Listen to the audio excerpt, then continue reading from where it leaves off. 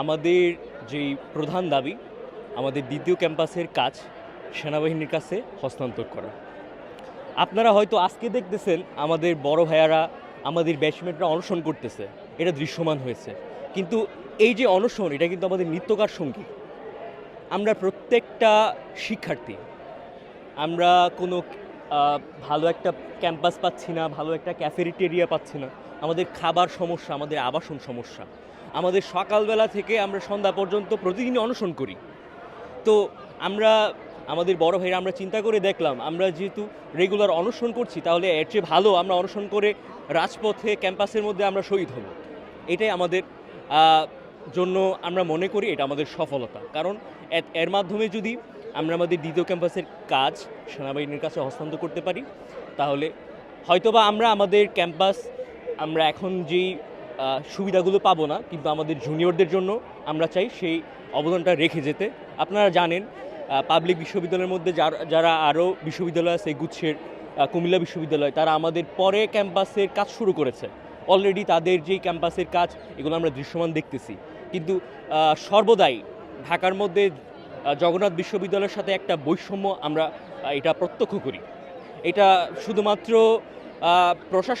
প্রশাসন নয়, আমাদের যেই সরকার ব্যবস্থা, আওয়ামী লীগ সরকার বলেন, বর্তমানে যেই ইন্টারিম গভর্নমেন্ট, ওনারাও আমাদের প্রতি কেন যেন আমরা যেন বিশ্ববিদ্যালয়ের যেই একটা শিক্ষার্থীর যে যতটুকু মান পাওয়া উচিত, আমাদের কেন যেন তারা ওইটুকু মূল্যায়ন করতে চান না।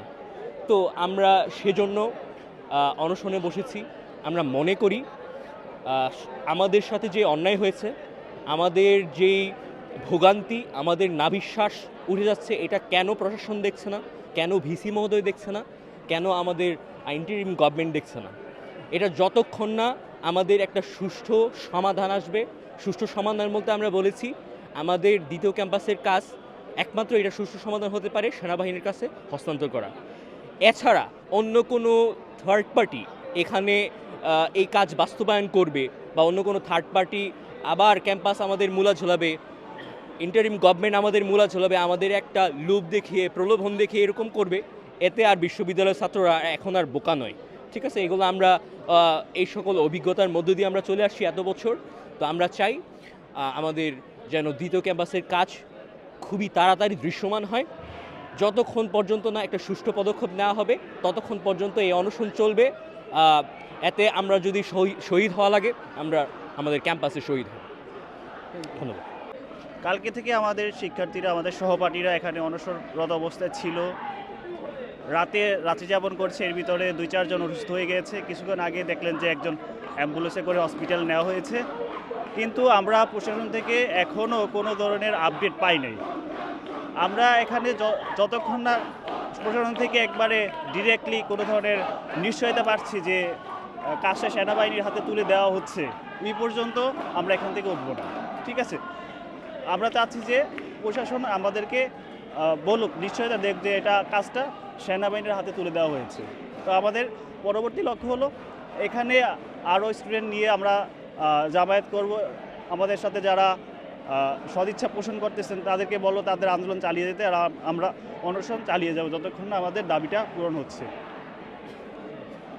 এদিকে সরকারের আসলে দোষ দিব না আমরা, কোনো নির্দিষ্ট সরকারের। সরকার যেভাবে আসবে, যদি আমাদের নিজের থেকে না চাওয়া হয়, যেমন আমরা স্টুডেন্টরা চাচ্ছি, বাট আমাদের মনে হচ্ছে যে আমাদের প্রশাসন জিনিসটা এভাবে ফিল করতেছে না। আমাদের মধ্যে যে কথাটা চলে যে হচ্ছে আমাদের প্রশাসন হচ্ছে বাইরের অথরিটি দিয়ে মানে স্বয়ংসম্পূর্ণ, ওরা মানে জগন্নাথকে কোনো নিজেদের মতো করে ফিল করে না। জগন্নাথের প্রবলেম কি, আমাদের প্রবলেম কি, তারা তাদের নিজেদের প্রবলেমের মতো করে মানে ফিল করতে চায় না জিনিসটা। তো আমাদের মনে হচ্ছে যে জিনিসটা এই কারণেই হচ্ছে এত মানে দীর্ঘায়িত হচ্ছে প্রসেসটা। না হলে যদি নিজেদেরই ফিল করতো যে আমার স্টুডেন্টরা, আমার ছাত্ররা যে পুরান ঢাকায় মেসের মধ্যে হচ্ছে এভাবে ভাড়া বাসা থাকতেছে, মেস পাচ্ছে না, মানে বাড়িওয়ালারা বাজে বিহেভ করতেছে, খাবার জন্য কষ্ট করতে হচ্ছে এদেরকে, পুরান ঢাকায় টিউশনি ম্যানেজ করা হয়েছে, টিউশনির যে হচ্ছে যে আউটকাম আসে সেটা দিয়ে ওদের সার্ভাইভ করা টাফ হয়ে যাচ্ছে। তো ভার্সিটির অথরিটি ওনারা যদি হচ্ছে আমাদেরকে মানে ওনাদের সন্তানের মতো করেই মানে দেখতো আমাদেরকে, তাহলে মনে হয় জিনিসটা এতদিন হচ্ছে এত দীর্ঘায়িত হইতো। ঠিক আছে। তো আমাদের আমাদের খুব মূলত আমাদের দাবি দেওয়া মূলত আমাদের প্রশাসনের সাথে, আমরা কোনো সরকারের সাথে এটা নিয়ে আমরা বলতেছি না যে হচ্ছে আগের ফেসিস্ট সরকার জিনিসটা করতে পারে না, আগের বিএনপি সরকার বা হচ্ছে আগের অন্য কোনো সরকার জিনিসটা করতে পারে না, এখন ইন্টারিম সরকার করতেছে না কেন। জিনিসটা আমাদের এটাই যে আমাদের প্রশাসনকে আর জিনিসটা আরও ভালোভাবে ফিল করতে হবে যে আমরাই আপনাদের সন্তান, আমরাই এখানে সাফার করতেছি। না, এখন পর্যন্ত প্রশাসনের তরফ থেকে কিছু মানে কোনো আশ্বস্ত আসে না। আমাদের ভিসি যারা আসছিল উনি এসে নামমাত্র দেখা দিয়ে চলে গেছে, বাট ওনার যে হচ্ছে অভিভাবক সুলভ, উনি যে ভার্সিটির একজন প্রধান হর্তাকর্তা, ওনার ওই ধরনের কোনো রোল প্লে এখন পর্যন্ত আমরা দেখতে পাইনি। তাহলে এমন উনি যে এর আগে যারা বিসি ছিলেন তাদের কি ভূমিকা ছিল? তারাও তাদের ভূমিকাও সেম রোলেই ছিল। ওনারা হচ্ছে এখান থেকে না যেতে পারলে এখানে যতদিন পারতেছে এইখান থেকে হচ্ছে টেন্ডারবাজি করে ইয়ার মাধ্যমে হচ্ছে জিনিসটা আরও দীর্ঘায়িত করতেছে। যত দীর্ঘায়িত করবে ততদিন হচ্ছে ওনাদেরই লাভ। ওনারা এখান থেকে হচ্ছে বিভিন্ন ফান্ডিং আসবে, এখানে ভর্তুকি আসবে, এখান থেকে হচ্ছে ওনারা ফায়দা লুটে নিচ্ছে। ওইদিকে যে ফোকাস করতে হবে, দ্বিতীয় ক্যাম্পাসের দিকে ফোকাস করতে হবে, ওইদিকে ওনারা হচ্ছে ভ্রুক্ষেপ করতেছেন আর কি মূলত জিনিসটাকে। আসলেই আমি একজন মধ্যবিত্ত ঘরের সন্তান। তো আমার বাসা হলো উত্তরা থেকে এখানে আমি ক্লাস করি। এটা আমার জন্য খুবই কষ্টকর, এবং আমি উত্তরা থাকি একমাত্র টিউশনের জন্য, কারণ নিজের উপার্জনের টাকা দিয়ে নিজে পড়াশোনা করতে হয়, সেই সাথে ফ্যামিলিকে দেখতে হয়। এখন আমাদের এই দ্বিতীয় ক্যাম্পাসটা যদি হয়ে যেত, আমরা ভর্তি পরীক্ষা দেওয়ার আগে থেকে আমরা শুনি যে জগন্নাথ ইউনিভার্সিটির দ্বিতীয় ক্যাম্পাস হচ্ছে, কিন্তু আমরা শুধু দেখছি যে এখানে খালি ভূমি অধিগ্রহণটাই হয়েছে, আর কোনো কিছুই হয় নাই, দেওয়ালটুকু সম্পূর্ণ করা হয়নি। কিন্তু আমরা যখন দেখেছিলাম যে মিজানুর রহমান যখন এখানে ভিসি ছিলেন, ওনার সময় থেকেই এই কার্যক্রম শুরু হয়, এবং উনি লুটে পুটে খেয়ে যে তারপরে আরও যারা ভিসি এসেছেন ওই একই কাজগুলো করেছেন। তো এখন সময়ের দাবি, বিশেষ করে আমরা যারা মধ্যবিত্ত এবং নিম্নবিত্ত ফ্যামিলির ছেলেমেয়েরা আছি, আমাদের দাবি যে এই দ্বিতীয় ক্যাম্পাসের কাজটা সেনাবাহিনীর হাতে দেওয়া হোক, যাতে করে কাজটা খুব দ্রুত হয়, এবং যারা নতুন এই বিশ্ববিদ্যালয়ে ভর্তি হবে তারা যেন হলে থেকে তাদের মানে জীবনটা কাটাতে পারে, এবং কি এখান থেকে তাদের যেন ঢাকায় এসে কষ্ট করতে না হয়, এই পুরান ঢাকায় হিবিজিবি বাসায় থেকে, এবং কি টিউশনির চিন্তা না করতে হয়। কারণ বিশ্ববিদ্যালয়ে আমরা দেখি অধিকাংশ স্টুডেন্টই থাকে হলো কি নিম্নবিত্ত মধ্যবিত্ত ফ্যামিলির ছেলেমেয়ে। তো তারা প্রথমে এসে টিউশন পায় না, এবং তারা কি বিশ্ববিদ্যালয়ের জায়গায় এসে তারা হতাশায় পড়ে যায়, এবং অনেক সময় দেখা যায় যে তাদের একাডেমিক পড়াশোনা হ্যাম্পার হয়।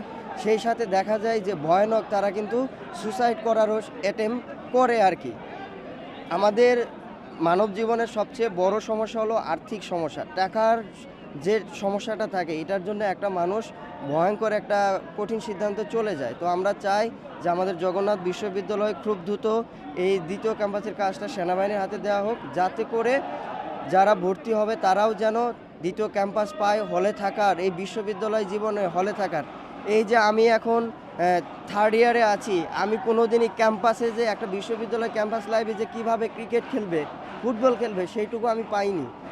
এখন একটা বিশ্ববিদ্যালয় থাকতে হলে একটা হলের একটা স্বাদ আছে, হল থেকে নেমে মাঠে ফুটবল খেলার একটা স্বাদ আছে, কিন্তু এগুলো আমরা জগন্নাথ বিশ্ববিদ্যালয়ের শিক্ষার্থী যারা আছি তারা পাচ্ছি না। তো আমাদেরও তো ইচ্ছে হয়, আমাদের ছোটো ভাইদেরও ইচ্ছে হয়, বড় ভাইদেরও ইচ্ছে হয় হলে থাকবে, এবং হল থেকে বের হয়েই ক্রিকেট খেলবে, ফুটবল খেলবে, ব্যাডমিন্টন খেলবে। তো আমরা চাই না অন্যান্য বিশ্ববিদ্যালয় থেকে, মানে আমরা এসব থেকে বঞ্চিত হতে চাই না। যেহেতু আমরা একটু সিনিয়র হয়ে গেছে, আমরা যেহেতু বঞ্চিত হয়েছি, আমরা চাই না যারা জুনিয়র আসবে তারা যেন বঞ্চিত না হয়, কারণ এগুলো বিশ্ববিদ্যালয় লাইফের একটা অংশ। যখন আমরা বিশ্ববিদ্যালয় থেকে বের হয়ে যাব, তখন কিন্তু আমরা আর এই লাইফটা পাবো না। তখন আমরা কর্পোরেট চাকরি করব বা চাকরির জন্য প্রিপারেশন নিব, তখন কিন্তু আমরা এই হল লাইফগুলো মিস করব। তো আমরা চাই না আমরা যারা জুনিয়র আসবে তারা যেন এইগুলো থেকে ব্যাহত হয়।